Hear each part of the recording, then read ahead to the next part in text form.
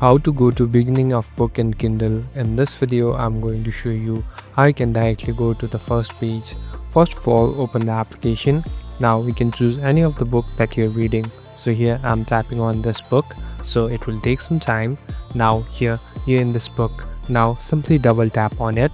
So here there are different options that are available now.